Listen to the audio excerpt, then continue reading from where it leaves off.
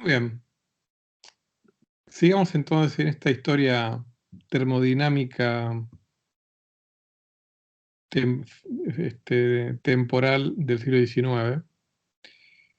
Vamos a hablar ahora de Rudolf Clausius, un físico de origen, bueno, en lo que entonces era Prusia, y falleció en Bonn. Como mencionamos antes, él ayudó a divulgar, o sea, eh, la obra de Sadi Carnot, a difundirla. Este, Pero claro, ya en el contexto de haber descubierto la ley de la conservación de la energía, que fue un hecho en la década de 1840, a partir de varios. Uno de ellos fue em, Joule, otro fue un médico de apellido Meyer. Entonces ya estamos en la década del 50, 60, donde ya la conservación de la energía está mejor establecida.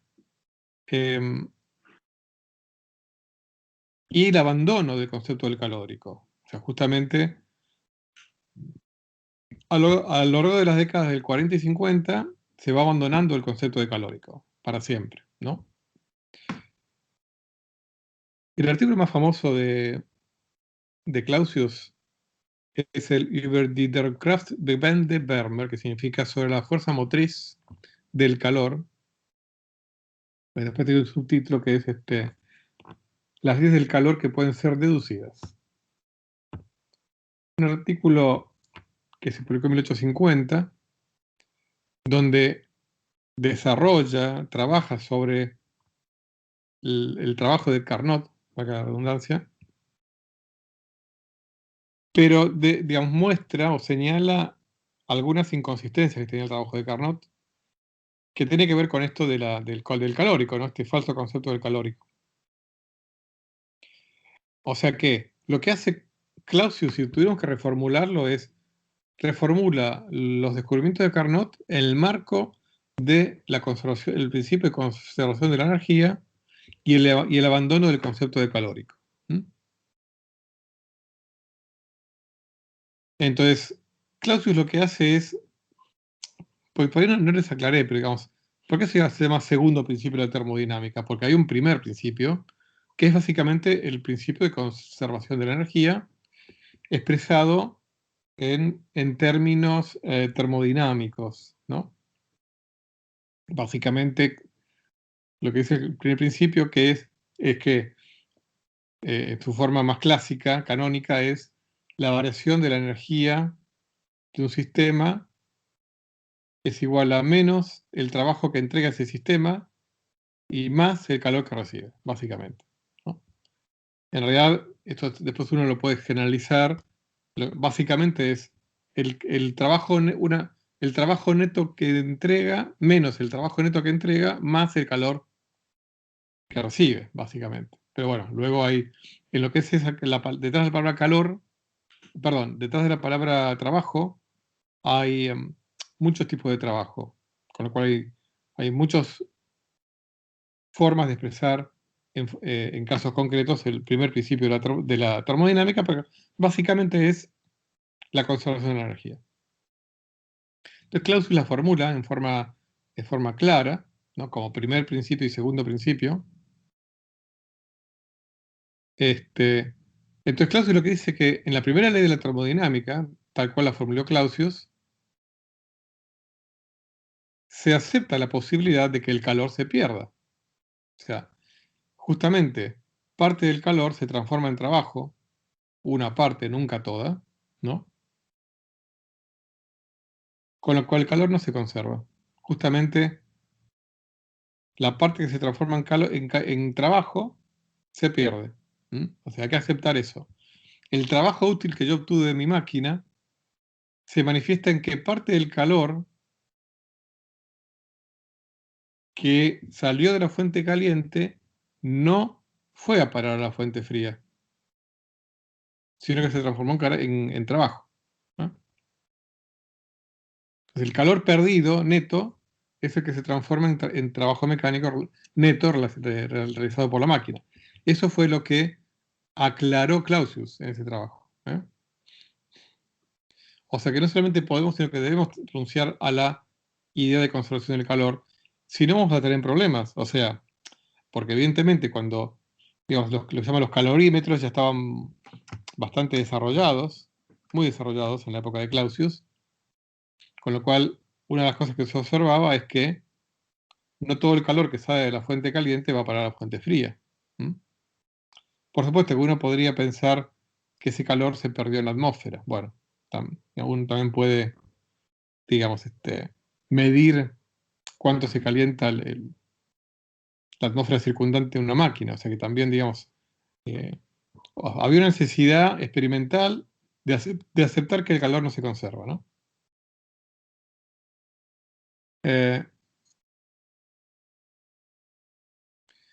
Y bueno, entonces Clausius también reformula, o no es que reformula, sino que le da identidad a la ley de Carnot, de que para que una máquina de vapor alcance su máxima eficiencia, tiene que trabajar en forma lenta, lo reelabora como segundo principio de la termodinámica, en donde realmente va a ser una revolución. O sea, Clausius también formula su propia revolución.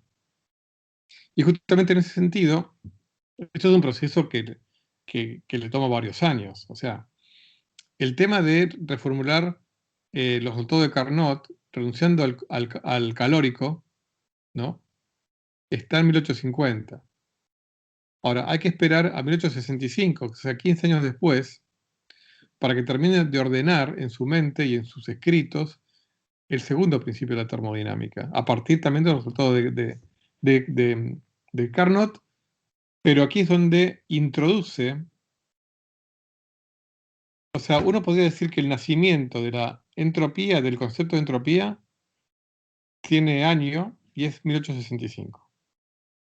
En este artículo de Clausius, en el Annalen der Physik, el artículo se llamaba Über verschiedene für die Anwendung Bekämpfungen der Hauptgleichung der mechanischen Wärmetheorie, o sea, teoría del calor mecánica, acerca de las varias formas convenientes de las ecuaciones principales de la teoría mecánica del calor, ¿no? Formas convenientes. Bueno, justamente el concepto de la entropía, el desarrollo del concepto, pasa a ser una de las formas convenientes de escribir estas ecuaciones. Y es donde introduce el concepto de entropía, que lo denota con la letra S, entropía, y lo define a partir del cambio. O sea, él define cambio de entropía, no entropía absoluta, sino cambio de entropía. Entonces dice que un sistema cambia su entropía, o el cambio de entropía, perdón, el cambio de entropía de un sistema está dado por la cantidad de calor recibido o perdido, dividido por el cuerpo, ¿no? En cuestión, dividido por la temperatura en escala absoluta del mismo. Ese interesante comentario, digamos, en este párrafo de Clausius cuenta, digamos, el origen de la palabra, porque no es una palabra que existiera antes, ¿no? Sino que la propone Clausius. Dice, prefiero tomar los nombres de cantidades científicas importantes a partir de lenguas antiguas, de modo que puedan ser los mismos en todas las lenguas vivientes. Propongo, por lo tanto, llamar entropía a la cantidad de un cuerpo, la que llama S, a partir de la palabra griega para transformación, ¿no? En tropos, sería, o en tropón, digamos, algo así. Tropo tiene que ver con el concepto griego de transformación. No confundir con topos, que tiene que ver con lugar. Tropos tiene que ver con transformación. Y como la entropía nació como concepto para describir transformaciones de sistemas macroscópicos, entonces a Clausius se le... Ahora, ¿por qué no la llamó tropón o tropía. Bueno, como para que haya una especie de, si quieren, armonía fonética con energía. Energía, entropía. ¿eh? Ese es el origen de la palabra entropía. No hay otro misterio. Por eso Clausius también merece un lugar súper destacado en la historia de la ciencia. O sea, justamente es el que introduce el concepto nada menos que de entropía. ¿Mm?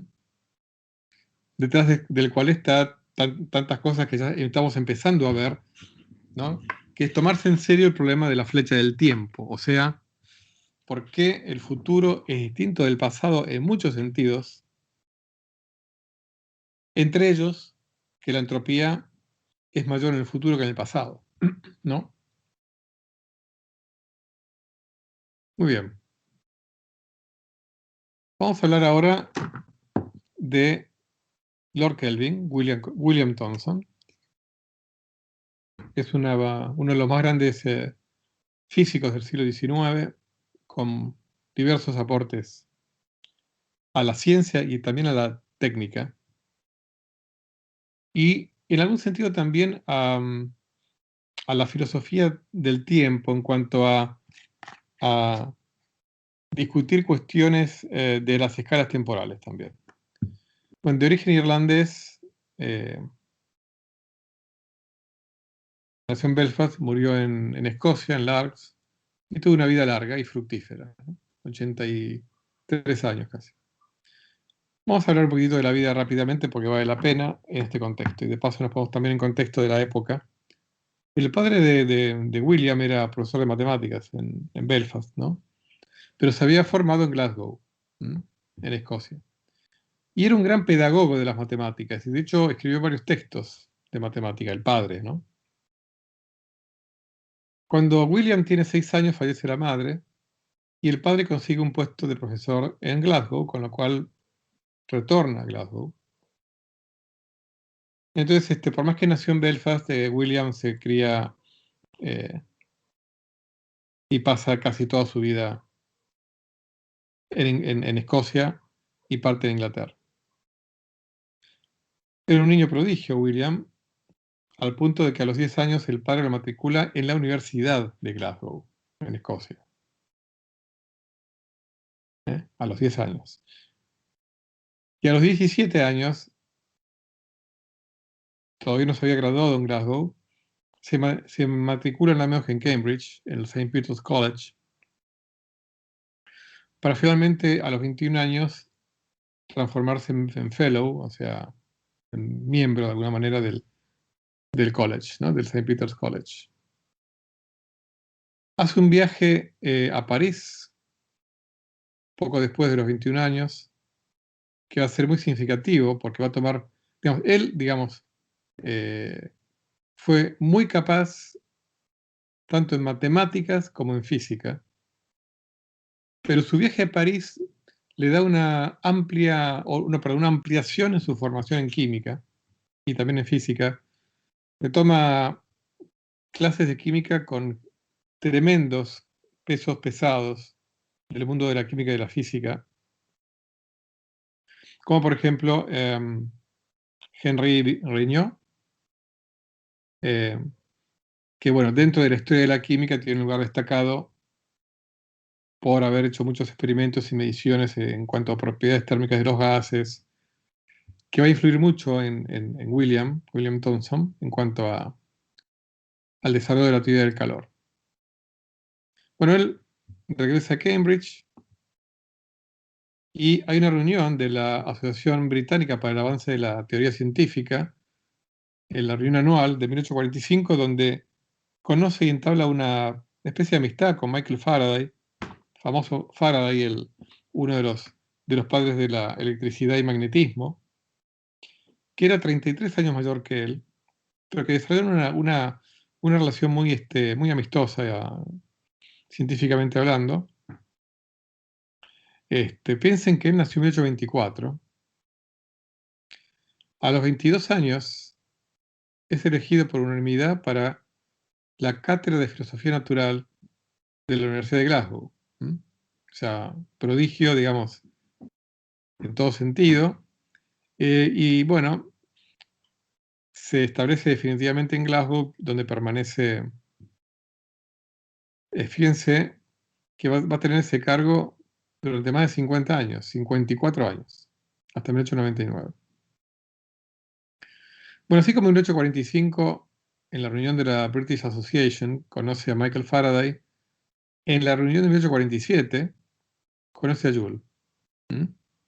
Joule, que acababa, poquito tiempo antes de haber descubierto en forma definitiva, cuantitativamente categórica, la ley de conservación de la energía. Joule es el que le da, digamos, el puntapié final, si quieren, a la ley de conservación de la energía, haciendo mediciones muy precisas de cómo el calor se puede transformar, perdón, de cómo el trabajo, por ejemplo, de una pesa que cae y que mueve unas aspas que calientan un líquido, cómo esa energía gravitatoria, o sea, que pierde mientras va cayendo, se transforma en energía de calor, midiendo cuánto se calienta un líquido mientras es calentado por las aspas chiquititas que se mueven, que están atadas a un piolín de algo que está cayendo, ¿no? Bueno, ese tipo de experimentos hizo Joule, por eso es uno de los padres de la conservación de la energía, ¿no? Bueno, Joule también era mayor que Thomson, 6 años nada más mayor. Pero bueno, así que Thomson conoce de primera mano la equivalencia entre calor y energía mecánica, o sea, uno de los patas de la conservación de la energía, ¿no? La equivalencia. Porque sin ese descubrimiento de la equivalencia entre calor y energía mecánica, nunca se podía haber descubierto una ley de conservación de la energía, porque si no hay equivalencia, es como que la energía mecánica vive en su mundo y la energía térmica en el suyo. Pero con los experimentos de Joule, de equivalencia y de intercambiabilidad de un tipo de energía en el otro, es como se termina de establecer la conservación de energía. O sea, vieron, digamos, este dicho que por ahí han escuchado incluso en el colegio: la energía no se gana ni se pierde, sino que se transforma. Bueno, todo eso se terminó de establecer en la década del 40, de 1840, ¿no? Claro, William había nacido en 1824, o sea, todavía reinaba en su adolescencia el concepto del calórico, con lo cual, con este encuentro con Joule, en 1847 termina de superar su idea, que era que la compartía por todos, ¿no? En esa época, del calórico, ¿no?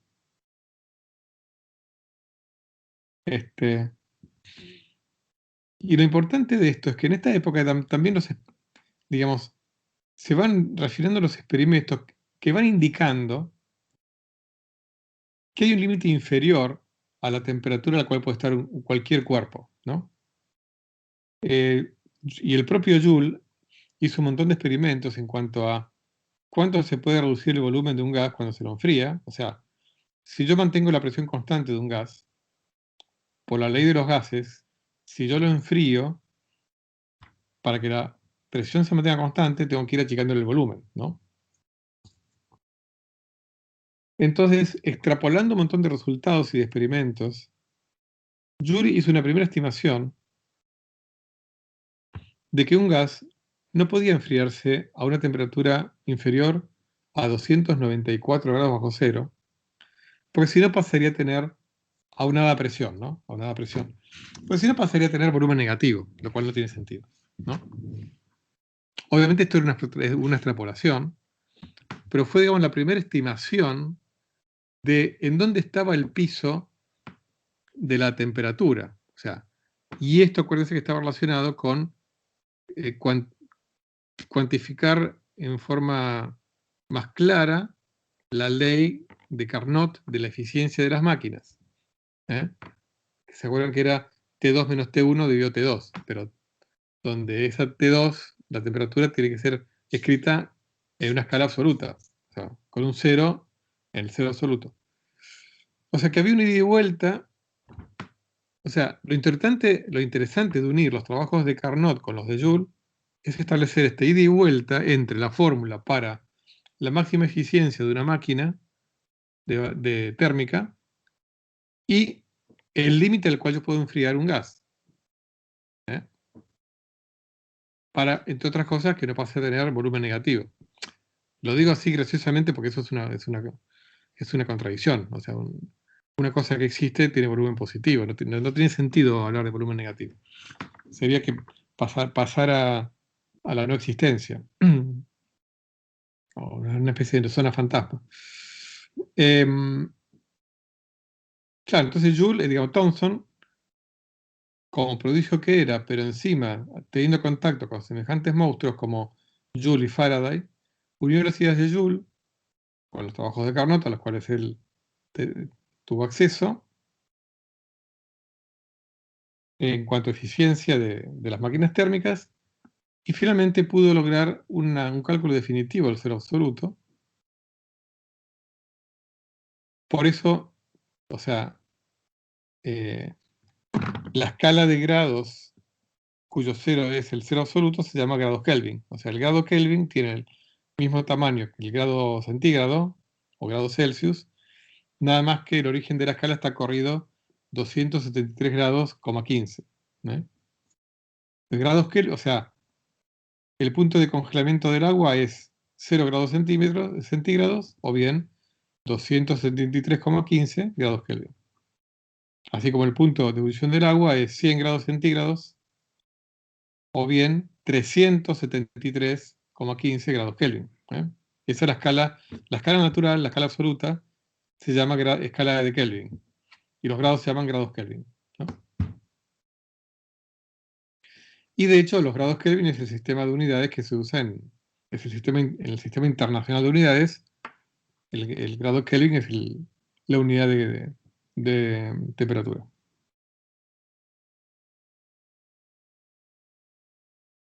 Entonces, bueno, Kelvin o William Thomson desarrolló en paralelo a Clausius la comprensión definitiva del segundo principio de la termodinámica, aunque fue Clausius el que la bautizó con el nombre de entropía, también Kelvin hizo importantes contribuciones a entender los distintos aspectos del segundo principio de la termodinámica. Y justamente una de las contribuciones de William Thomson fue encontrar una manera alternativa de formular la segunda ley de termodinámica, alternativa a la formulación que había hecho Clausius de que la entropía siempre aumenta, de un sistema aislado. Lord Kelvin demostró que es equivalente a la siguiente afirmación, a la siguiente formulación. Es imposible convertir calor en energía mecánica sin tener calor adicional fluyendo desde un lugar caliente a un lugar frío. O sea, yo no puedo convertir calor en energía mecánica sin que algo fluya aparte de un lugar caliente a uno frío. Es imposible que yo convierta calor en energía mecánica y nada más. Sería, digamos, como decir, no puedo tener una máquina térmica que trabaje con una fuente caliente que le entrega calor y eso agarra la máquina y me la convierte en trabajo. No, necesito además entregarle calor a un lugar más frío. Otra forma equivalente, también formulada por Kelvin, es el calor fluye espontáneamente solamente desde un lugar caliente a uno frío. Nunca hay flujo de calor espontáneo de un lugar frío a uno caliente. ¿Eh?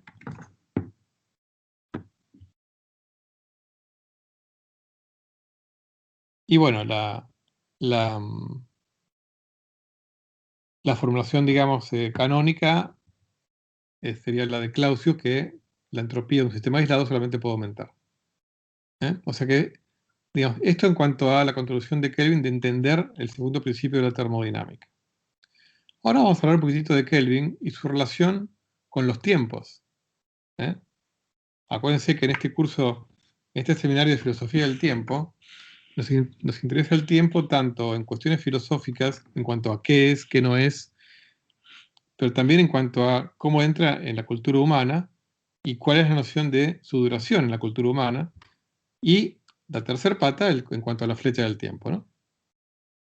Bueno, en el sentido de la edad, del universo y de la Tierra, Kelvin hizo grandes aportes. Ayudó a ampliar las escalas, eh, a pesar de que era un fuertemente creyente, era cristiano, pero no a punto de, pero también era científico, entonces era cristiano, pero no a punto de creerse el cálculo del obispo de Asher, ¿no? De pensar que el mundo tenía 6.000 años de antigüedad, ¿no?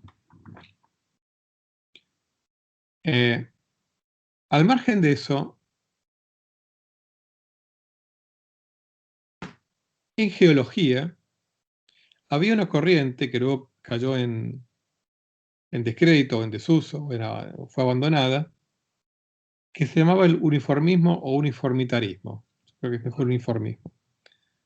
Dentro de digamos, la geología es una disciplina que nació en realidad más que nada en el siglo XIX, o sea, hasta el siglo XVIII era una cosa muy en estado preliminar. La corriente uniformista en geología sostiene que los procesos naturales que actuaron en el pasado son similares a los que actúan actualmente, incluyendo que tienen la misma intensidad. Por eso es uniformismo. O sea, como que de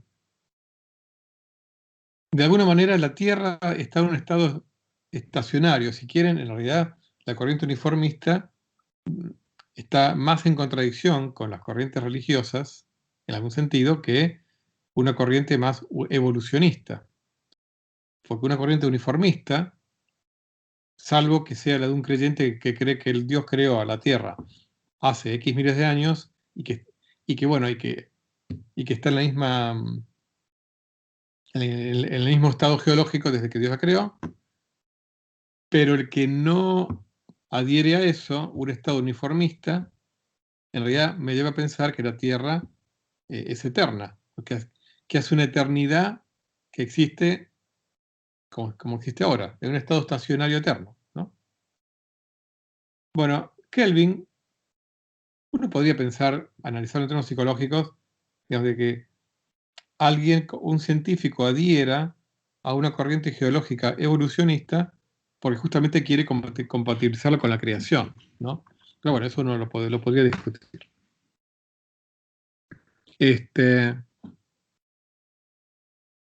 Pero es como muchas cosas que tienen dos caras, ¿no? Porque esta idea uniformista, que, bueno, a los que hicieron conmigo Historia de la Ciencia, este, lo recuerdan, y también de algunas cosas que comentamos en este curso, digamos, las relaciones entre un tiempo finito e infinito y aspectos religiosos tienen algunas aristas de correlación, otras no, ¿no? En cuanto a un universo infinito más vinculado a corrientes filosóficas agnósticas o ateas, y un universo de existencia finita más correlacionado con filosofías creacionistas o religiosas. Pero bueno, sin que fuera, ya lo vimos, sin que fuera algo, o sin que sea algo categórico, pero digamos, entonces las raíces filosóficas del uniformismo seguramente podemos rastrearlas en la antigüedad, en la creencia en un universo eterno, pero digamos, a nivel científico, los pioneros de estos son científicos más que nada británicos, de los siglos XVIII y XIX, uno de ellos James Hutton, John Playfair, Charles Lyell, perdón, y William Whewell.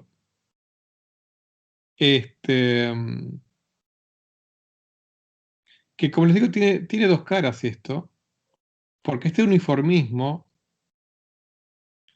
le posibilitó a Darwin postular enormes escalas temporales, que es lo que él necesitaba para la teoría de la evolución, para que su teoría de la evolución tuviera suficiente tiempo para desarrollarse. O sea, hay un ida y vuelta entre la teoría. Pero fíjense que, por eso digo que acá hay dos caras, ¿no? O sea, el uniformismo geológico le dio el tiempo suficiente que necesitaba Darwin para un evolucionismo biológico. ¿Eh? O sea, algo que parece medio contradictorio. Pero bueno, así ocurre con tantos aspectos de la historia del pensamiento, ¿no? Sea científico o filosófico.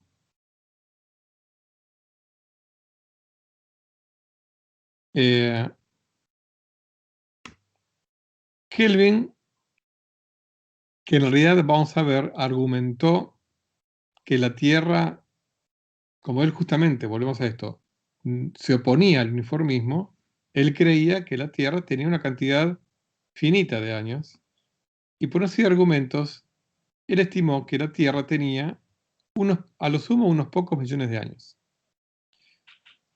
¿Eh? Lo cual le daba poco tiempo a Darwin para su evolución biológica. Incluso Kelvin llegó a proponer, como era científico, o sea, era un creyente científico sofisticado, ¿no? Llegó a proponer que la única posibilidad de explicar la vida compatible con una edad tan escasa de la Tierra es que haya venido a través de un meteorito, literalmente, a través de un musgo traído por un meteorito desde otros mundos. Llegó a decir William Thomson, ¿no? Que se parece a una teoría que propuso el astrofísico inglés Fred Hoyle en la década del 60 como origen de la vida en la Tierra, que haya venido a través de microorganismos en un meteorito, ¿no? Muy bien. Ahora vamos a contar una historia muy interesante sobre los debates acerca de la edad de la Tierra, algunas incógnitas, contradicciones, misterios, ¿no? Por eso vamos a volver a Kelvin, pero vamos a retroceder unos años atrás, perdón por la redundancia. El conde de Buffon, o Georges-Louis Leclerc, un naturalista francés, que se anticipó un poco a la teoría de Darwin, porque justamente fue el primero que se atrevió a decir, bueno, tenemos mucho más en común con los simios que diferencias si uno ve el universo de habitantes del mundo animal. Y llegó a sugerir que quizá hayamos tenido un ancestro en común. Les comento, para los que no lo saben, que el abuelo de Darwin, Erasmus Darwin, anticipó una teoría de la evolución de la vida sobre la Tierra. Nada más que no tuvo la genialidad que tuvo su nieto de a esta idea de evolución agregarle la idea de selección natural, que fue la gran genialidad de Darwin, ¿no? Más allá de sus años y años de estudio de campo, ¿no? De Darwin, de Charles Darwin, ¿no? Muy bien. Este conde de Buffon,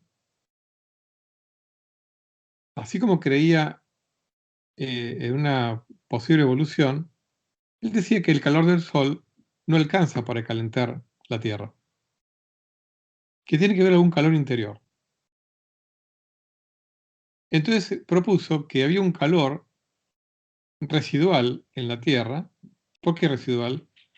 Porque era el calor residual de una época en la cual la Tierra era mucho caliente que en la actualidad.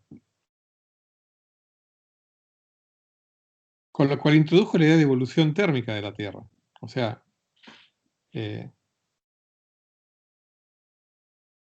incluso esto, claro, condiciona bastante porque como Buffon no creía que hubiera en este momento reacciones que generen nuevo calor, entonces, ¿cuánto tiempo le queda a la Tierra para ser un hogar cálido para nosotros? Un tiempo finito, hasta que se quede sin calor, suponiendo que el calor del Sol es insuficiente, ¿no? Eso es una cuestión aparte. Esto en el siglo XVIII. En el siglo XVII, ya Newton, en su obra los principios matemáticos de la filosofía natural, que comentamos brevemente, cuando vimos el tiempo y Newton, entre tantas cosas que hizo Newton, calculó cuánto tiempo le tomaba a la Tierra, pensándola como una esfera, una pelota maciza de hierro al rojo vivo, enfriarse. Bueno, y obtuvo un resultado de 50.000 años para el tiempo de enfriado de una bola de hierro del tamaño de la Tierra que estuviera al rojo vivo. Claro, y el hierro es un gran conductor de calor. Entonces el hierro, por ejemplo, se enfría mucho más rápido que la piedra. O sea, ustedes lo saben, porque así como uno se quema mucho más cuando saca una bandeja del horno caliente, porque justamente el hierro transmite mucho más rápido el calor, entonces uno se quema la piel más rápido, pero por la contrapartida es que se enfría más rápido. Mientras que si uno tiene una madera caliente, a la misma temperatura que el hierro, cuando la agarra, se quema menos. Pero al mismo tiempo, la madera tarda más en enfriarse. O sea, el hierro conduce mejor el calor que la madera, ¿no? Buffon repitió estos cálculos de Newton y calculó que del hierro vivo, del rojo vivo, pasarían 36.000 años hasta llegar a una temperatura mini, o sea, una temperatura lo suficientemente fría como para que haya vida, y otros 40.000 para que llegara a la temperatura actual, ¿no? De todas maneras, en el siglo XVII y XVIII, digamos, todavía no, la geología prácticamente no había nacido como disciplina, y las escalas eh, imaginadas para la Tierra, digamos, seguían siendo de miles de años, decenas de miles de años, con lo cual esto bien podría ser cierto. O sea, aparte, en este mundo, Newton también era muy creyente, la segunda venida de Cristo por ahí era en cualquier momento. O bueno, pongamos dentro de 1000 años. Hoy en día, hablar de 1000 años para nosotros sigue siendo una cantidad enorme, ¿no?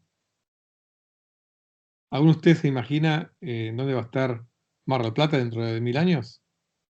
¿O en dónde va a estar Argentina dentro de 1000 años? ¿O la humanidad? Bueno, 1000 años sigue siendo una escala muy grande. Si no tenemos en cuenta todo el mundo cósmico, astronómico y geológico, ¿no?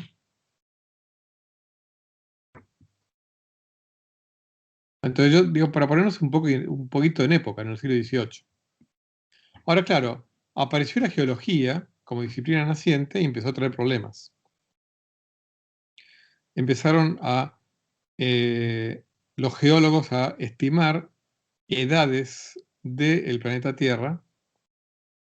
Este, y claro, eh, ahí empezó a aparecer posibles escalas de millones de años.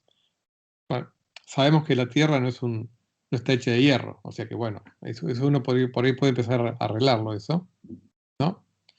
Tampoco sabemos a ciencia cierta si hay un mecanismo para generar calor en el interior, pero bueno, es difícil imaginárselo. O sea, es difícil imaginarse que en el centro de la Tierra haya un mecanismo para generar calor. Al fin y al cabo, ya en esa época se sabía que la combustión, en el siglo XVIII se sabía que la combustión necesita de aire. En el interior de la Tierra no hay aire. Entonces, ¿cómo puedo generar calor en el interior de la Tierra si no hay aire? ¿No? Entonces, y si el Sol no alcanza para mantener la temperatura actual de la Tierra, ¿cómo explico que la Tierra se haya mantenido a la temperatura actual durante quizá millones de años, ¿no? Muy bien. Toda esta, eh, ¿cómo se llama? Flashback o todo este breve viaje al siglo XVIII es para poder ahora retomar la historia de Kelvin, ¿no? Cuando tenía 17 años, Fourier leyó una obra Kelvin leyó una obra de Joseph Fourier, un famoso físico y matemático, que una de sus contribuciones fue desarrollar una teoría matemática del calor y de la conducción del calor. Kelvin leyó esta obra de Fourier, ¿no? Que es una teoría la teoría de Fourier, que permite analizar cómo un objeto sólido que tenga ciertas propiedades de conductividad térmica y de una distribución inicial de temperaturas, cómo va evolucionando su temperatura a medida que se va enfriando, ¿no? O sea, ahí aparecen algunos parámetros, como la conductividad térmica y demás. Todo esto lo hizo Fourier. Kelvin leyó esta obra a los 17 años, aplicó esta teoría matemática tanto a la Tierra como al Sol, porque faltaban varias décadas para que naciera la física nuclear, con lo cual la única teoría que fue la que propuso Kelvin digamos, ¿de dónde sacaba el Sol tanta energía, tanta luminosidad? Era pensar que, bueno, efectivamente hay reacciones químicas que están quemando materia en el Sol y por eso nos llega luz del Sol, ¿no? El calor del Sol. Ahora, esa energía tiene que salir de alguna parte. Entonces, la única que se le ocurrió a Kelvin fue proponer que en realidad lo que ocurre es que la energía, digamos, el Sol a medida que, bueno, que va quemando energía y la va emitiendo, va perdiendo energía. ¿Y de dónde saca esa energía? De energía gravitacional potencial. O sea, ¿qué significa? Así como cuando un objeto cae, en física decimos que pierde energía gravitacional y gana energía cinética, porque a medida que va cayendo, cada vez cae más rápido, entonces gana energía cinética. Ahora, ¿a costa de qué? De perder energía gravitacional o energía potencial gravitatoria. Bueno, es bajar. Bajar significa perder energía gravitacional. En el Sol, ¿qué significa bajar? Significa hacerse más chico. Eso es bajar en el Sol, hacerse más chico. Entonces, Kelvin lo que dijo es que la fuente de energía del Sol es, o qué energía pierde el Sol a medida que va entregando calor y luz a nosotros y a todo el espacio alrededor, pierde energía gravitacional, pierde energía potencial gravitacional. ¿Cómo? Y haciéndose más chico, ¿no? Ahora, con la física de la época, William Thomson hizo cálculos y estimó, a ver, cuánto tiempo tenía el Sol de vida, si esa es su fuente de energía, la energía gravitacional. O sea, cuánto más se puede comprimir. Y, por otro lado, para la Tierra, cuánto puede tardar en perder su calor interior. Bueno, en 1863 publicó un trabajo llamado Sobre el enfriamiento secular de la Tierra. Mucho más detallado que el trabajo de Newton, con todo el andamiaje matemático de la teoría de Fourier y con una composición para la Tierra más realista, ¿no? Entonces supuso una conductividad térmica constante a lo largo de todo el litoral de la Tierra y suponiendo que gradiente significa, digamos, cómo va cambiando la temperatura con la profundidad. Supuso que el núcleo estaba a 4000 grados Kelvin, 4000 grados, pues la superficie sabemos, está a una temperatura de, qué sé yo, 20 grados, lo que sea, ¿no? Entonces, dijo, bueno, yo tengo la Tierra que tiene un perfil de temperatura donde está 4000 grados en el centro y, o si quieren, 300 grados en la superficie, ¿no? Kelvin. O sea, pues, 20 grados equivale a más o menos 300 grados Kelvin, ¿no? 270 más 27 serían 300. Entonces yo parto de una Tierra que está a 4000 grados en el centro y 300 en la superficie y resuelvo las ecuaciones diferenciales matemáticas de Fourier a ver cómo evoluciona la Tierra térmicamente. Bueno, ¿y qué obtuvo? Estimó que o sea, evidentemente agrandó mucho la escala temporal de la Tierra, pero estimó que habían pasado 98 millones de años desde que nuestro planeta se solidificó, justamente pensando que la Tierra originalmente era una masa muy caliente, ¿no? Que se fue enfriando. El tema es el siguiente, digamos, la distancia a la cual nosotros estamos del Sol indica que si la Tierra estuviera pues, fría completamente y no tuviera atmósfera, la temperatura a la cual nuestro Sol puede calentar un objeto que está a 150 millones de kilómetros, como está la Tierra, no es una temperatura de 20 y pico de grados en la superficie, es menor. ¿Eh? Por lo tanto, aunque el Sol obviamente ayuda a que la Tierra se mantenga caliente, pero no puede ser la única explicación, ¿no? Bueno, entonces, estimó para la Tierra una edad de 98 millones de años, si arrancó como una masa muy caliente, ¿no? Que se estaba solidificando, o sea, partiendo de una temperatura de fusión del hierro, ¿no? Imaginándose que la Tierra era toda una masa de lava, dejándola evolucionar, calculó 98 millones de años. Y para el Sol estudió ahí, claro, como no, digamos, en esa época nadie tenía idea de cómo se compone el Sol, una edad de entre 10 y 100 millones de años, o sea, orden de magnitud, ¿no? Eh, claro, Kelvin tenía su costado creyente victoriano y él se opuso a la teoría de la evolución de Darwin y uno de sus argumentos fue la edad del Sol y de la Tierra. ¿Mm?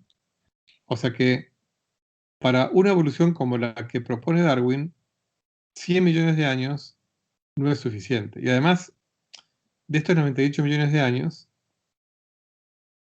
no todo el tiempo la Tierra era apta para la vida. O sea, se hizo apta en las últimas pocas decenas de millones de años. Las primeras decenas de millones no era apta. Estaba todo muy caliente.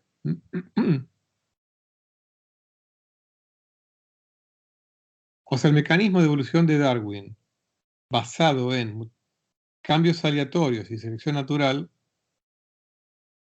requieren mayor cantidad de años que estos 50 o 100 millones de años. Muy bien. Peter Guthrie Tate, un físico amigo de Lord Kelvin, hizo nuevos cálculos. También era, digamos, eh, vivía, bueno, en Escocia, nada más que en Edimburgo, no en Glasgow. Volvió a hacer los cálculos de Kelvin y obtuvo una edad más restrictiva para la Tierra, menos de 20 millones de años. Y otro físico y astrónomo, Newcomb, peor todavía, obtuvo resultados del orden de 10 millones de años. O sea, más restrictivos todavía que el cálculo inicial de Kelvin, que era de 98 millones. Por otro lado, otro escocés, en este caso un geofísico, James Croll, que apoyaba la teoría de Darwin, dijo que no hay que ceñirse a nuestros conocimientos escasos del Sol. Dijo que algún mecanismo tiene que haber en el Sol para que el Sol en realidad haya tenido una vida hasta ahora de, no de millones, sino de miles de millones de años. Porque al fin y al cabo la geología ya empezaba a requerir miles de millones de años de vida. Obviamente muchos lo criticaron diciendo, bueno, pero decís que algún mecanismo, decís que qué mecanismo. Obviamente Kroll no podía decir qué mecanismo, porque hoy en día sabemos que ese mecanismo involucra la física nuclear, para la cual en 1860 faltaban más de 50 años para que empezara tímidamente a nacer. O sea que era imposible que a nadie se le hubiera ocurrido un mecanismo en esta época. Pero James Kroll dijo, su incapacidad, refiriéndose a la del físico, sin embargo, de concebir otra fuente, no puede ser aceptada como prueba de que no existe ninguna otra fuente. O sea, muy sabio James Kroll al decir, hay que mantener la mente abierta, que yo no puedo imaginar otra fuente de energía, además de la gravitacional, no significa que no la haya. ¿Mm? Muy bien, acá aparece otro escocés, geólogo, pero en este caso amigo de Kelvin, muchos escoceses, como verán en esta historia, Sir Archibald Geikie. Él hizo una serie de consideraciones a partir de, bueno, las evidencias que ya había sobre el ritmo de cambio geológico y por otro lado los ritmos biológicos, según los paleontólogos y en particular Darwin. Geikie también concluía que la edad de la Tierra tiene que ser grande. Obviamente, era geólogo, hablaba como geólogo. A pesar de ser amigo de Kelvin, ¿no? Decía, luego de una cuidadosa reflexión sobre la materia, afirmo que el registro geológico establece una masa de evidencia, la cual ningún otro argumento de otros departamentos de la naturaleza puede explicar. Y lo que me parece no puede ser interpretado satisfactoriamente, salvo permitiendo un rango de tiempo mucho mayor que los límites estrechos que las especulaciones físicas recientes concederían. Entonces, un poco en la línea de James Kroll, ¿no? Dice que debe haber algún error en el argumento físico, puedo, de mi parte, difícilmente dudar. O sea, no sé cuál es el error, dice Geikie. No sé cuál es el mecanismo físico, dice Kroll, pero algo que se nos está escapando. Incluso en este caso de la mano de un amigo de Kelvin. Ojo, Kelvin, digamos, que no adhiriera a la teoría de Darwin tal cual, no significa que fuera un hombre tosudo, de mente cerrada, todo lo contrario. O sea, estas son discusiones entre caballeros, digamos. No, justamente, entre personas que ayudaron a abrir la cabeza a la humanidad entera, ¿no? Particularmente Kelvin, ¿no? Incluso Kelvin, justamente, Kelvin dijo, bueno, que si aceptamos que quizá la conductividad de la Tierra no es constante en su interior, en su primer modelo había propuesto una conductividad constante, podría llegar a obtener una edad de hasta 4.000 millones de años para el enfriamiento. Pero él insistía que esto no se podía aplicar al Sol. El Sol no podía ser tan viejo. O sea, igual se imaginan difícilmente conseguir que el Sol sea más joven que la Tierra, pero bueno.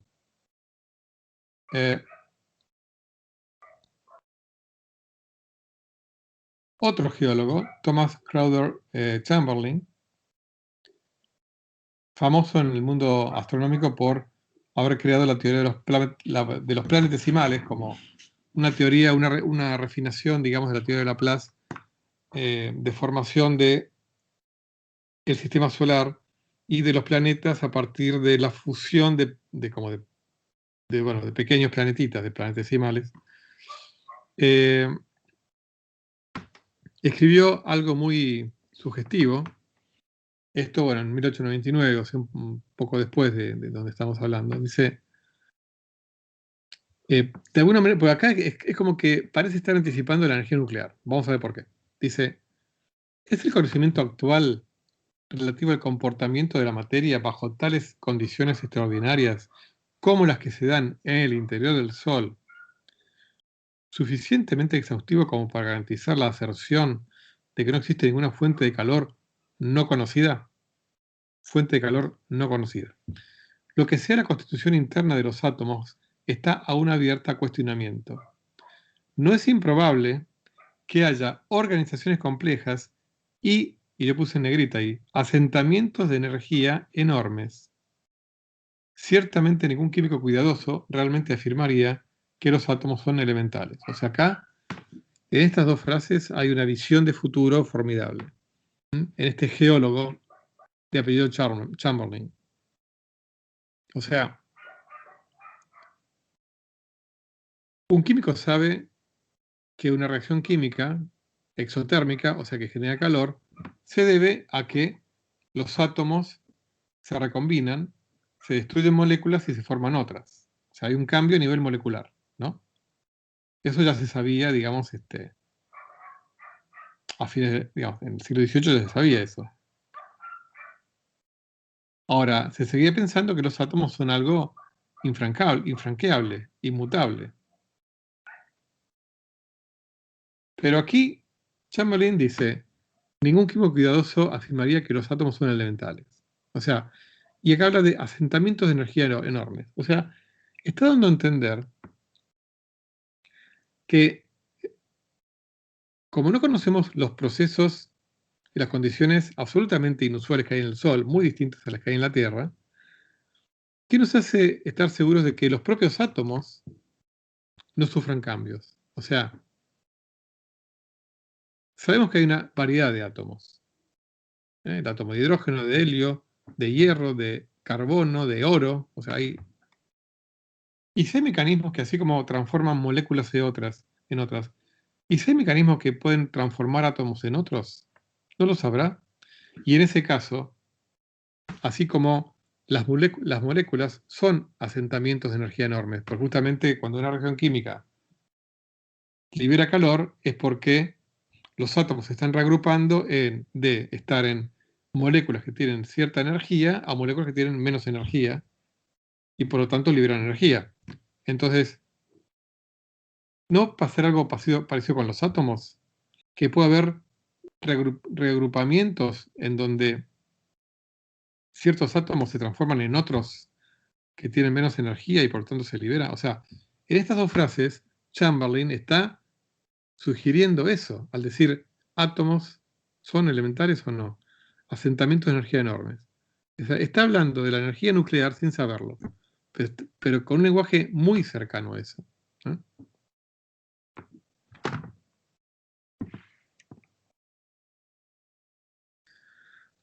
Muy bien. Volviendo a Thomson, en 1872, junto con Tait, que vimos que era amigo de Thomson, escribe una obra capital en esa época, Los elementos de filosofía natural. Es una especie de libro de texto universitario de física, o de físico-matemática, con todos los últimos desarrollos teóricos en la física, pero también instrumentales, ¿no? Que también se estaba desarrollando mucho en esa época. O sea que es una obra fundamental, se transformó en una obra fundamental en esa época tanto para los físicos como para los ingenieros. Bueno, en 1866 fue nombrado caballero y en 1892 es cuando se transforma en Lord Kelvin. ¿Eh? Al darle este título nobiliario, el barón Kelvin de Largs. Largs es un condado que está, perdón, Largs es un sitio que queda en el condado escocés de Ayr, cerca de Glasgow. Y bueno, como detalle biográfico, fue el primer científico británico en ser admitido en la Cámara de los Lores. Kelvin fue uno de los que creía en la existencia de los átomos a nivel fundamental. Acuérdense que todavía en esa época, acuérdense, o sea, les comento que, justamente, por ejemplo, Mach, del cual hablamos al principio, eh, se opuso fervientemente a la existencia de los átomos. Kelvin creía en la existencia de los átomos, y por más que fue uno de los dos descubridores de la segunda ley de la termodinámica, junto con Clausius, sin embargo, creía en los átomos. Digo sin embargo, digamos, porque aunque los átomos luego, de la mano sobre todo de Boltzmann, se van a hacer compatibles con el segundo principio y justamente van a ser, digamos, poder explicar la termodinámica a partir de lo que pasa a nivel microscópico, no era trivial en esa época aceptar la existencia de los átomos. Y es interesante que leamos juntos este fragmento del artículo sobre la teoría cinética de la disipación de energía, The Kinetic Theory of the Dissipation of Energy, un artículo de Kelvin publicado en las Proceedings de la Royal Society de Edimburgo. Dice, la esencia del descubrimiento de Joule, refiriéndose a la conservación de la energía, es el sometimiento de los fenómenos físicos a la ley dinámica. Si entonces el movimiento de cada partícula de materia del universo fuera invertido en forma precisa en cualquier instante dado, el curso de la naturaleza sería simplemente revertido para siempre. Fíjense que esto es fundamental, porque aquí con este escrito Kelvin señala uno de los grandes misterios profundos y tensiones entre la termodinámica que él ayudó a descubrir, a desarrollar, y la física newtoniana aplicada a los átomos. O sea, el probado mecanicista aplicado a los sistemas calientes, o sea, a los gases, etcétera, pensándolos como sistemas de átomos, ¿no? Entonces, repito, si el movimiento de cada partícula de materia en el universo fuera invertido en forma precisa en cualquier instante dado, el curso de la naturaleza sería simplemente revertido para siempre. Claro, porque acuérdense que las leyes de Newton son invertibles temporalmente. Entonces dice, el calor, la burbuja explotando en la espuma al pie de una catarata se reuniría y descendería en el agua. Los movimientos térmicos reconcentrarían su energía y arrojarían la masa cataratas arriba, en gotas rearmándose en una columna cerrada de agua ascendente. Acá está describiendo lo que uno vería de pasar una película, un video de las cataratas del Iguazú, pasó al revés, ¿no? El calor que se había generado debido a la fricción de los sólidos, disipado por conducción, y la radiación con absorción, volverían nuevamente al lugar de contacto y arrojarían al cuerpo móvil de nuevo contra la fuerza que lo había previamente lanzado. O sea, cuando uno tira una piedra, un objeto, desde una altura hasta abajo, el objeto cae, se puede romper, un poco calienta el pasto contra el cual cayó. Acá lo que dice Kelvin es que si uno pasa la película al revés, las partecitas se unen, el calor que hay en el pasto se concentra y toda esa energía se concentra para patear la roca para arriba. Sigue. Los peñascos recobrarían del barro los materiales requeridos para reconstruirlos en sus formas dentadas previas y se reunirían con el pico de la montaña del cual se habían desprendido previamente. Y si también la hipótesis materialista de la vida fuera verdadera, las criaturas vivientes crecerían en reversa, con conocimiento consciente del futuro, pero ninguna memoria del pasado, y volverían nuevamente a ser no nacidas. Fíjense la capacidad de imaginación de este científico, ¿no?, que escribió esto en 1874. ¿Qué pasaría si todo ocurriera al revés? Conocimiento consciente del futuro, pero ninguna memoria del pasado, y volverían nuevamente a ser no nacidos. Pero el fenómeno real de la vida trasciende infinitamente la ciencia humana, y la especulación acerca de las consecuencias de su inversión imaginada es marcadamente infructuosa. Muy por el contrario, sin embargo, lo es con respecto a la reversión de los movimientos de la materia no influida por la vida, de la cual una consideración muy elemental conduce a una explicación completa de la teoría de la disipación de la energía. O sea, acá es como que Kelvin pone un límite, o sea, aunque podemos especular con invertir la historia de un sistema físico, hay que ser muy cuidadoso de hacerlo con el mundo de la vida, porque pasa a ser algo tan especulativo que, bueno, o sea, nos metemos en terreno, ya de por sí nos metemos en terreno fangoso cuando invertimos la historia de un sistema físico no vivo, mucho más cuando es vivo. Pero en realidad, hoy diríamos, las leyes de Newton, hoy no, y en esa época también, las leyes de Newton no me prohíben esta inversión temporal. El tema es que tengo que arreglar las cosas de una manera tan delicada como condición inicial que es imposible que ocurra en la vida real, ¿no? El tema es, volvemos a lo mismo, ¿por qué las cosas ocurrieron en un sentido y no en otro, ¿no? Y termina diciendo, los procesos físicos, por otro lado, son irreversibles.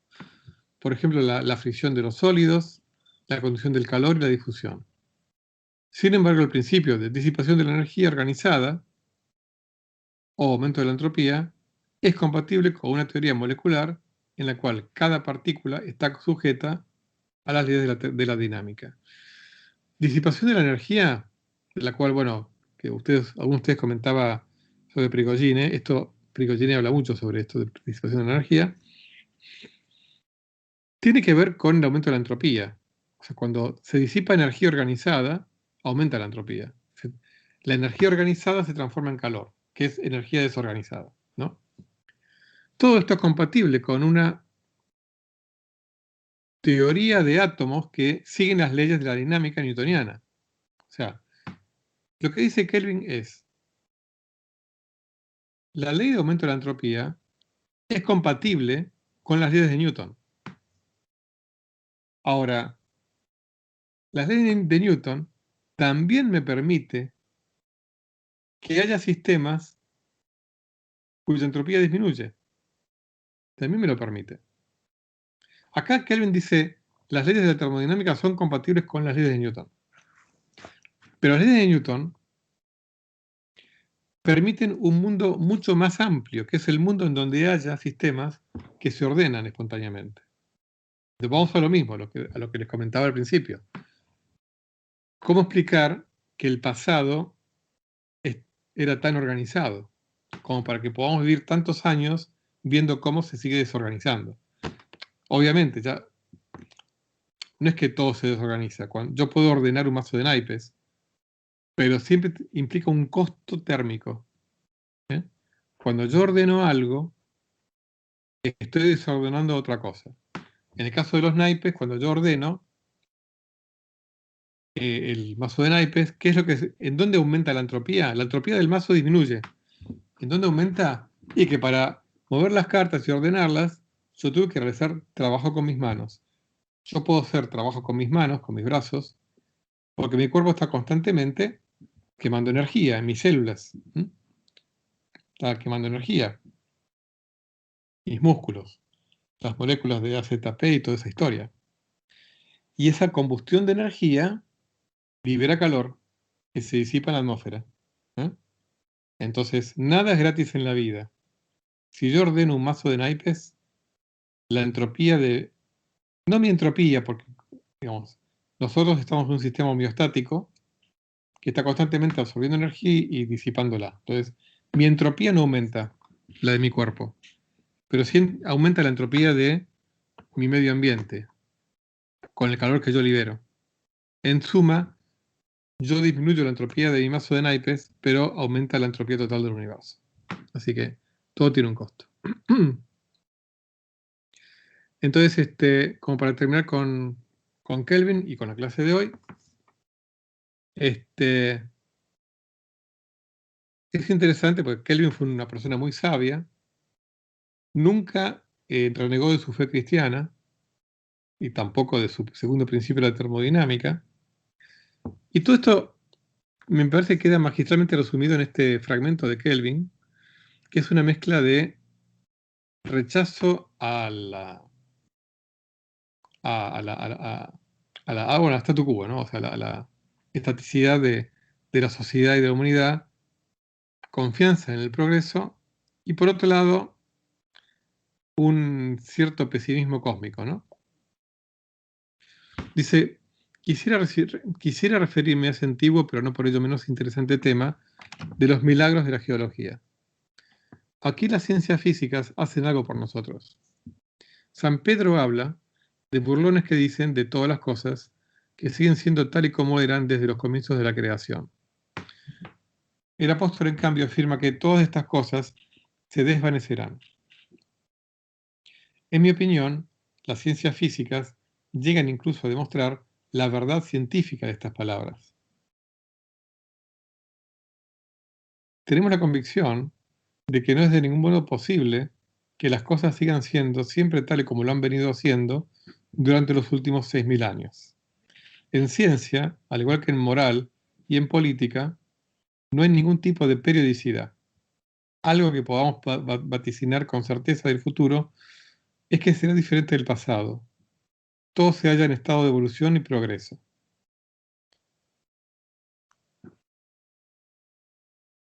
progreso, pero que Kelvin era consciente de que ese progreso quizá esté enmarcado, quizá, en un deterioro a largo plazo. ¿A qué largo plazo?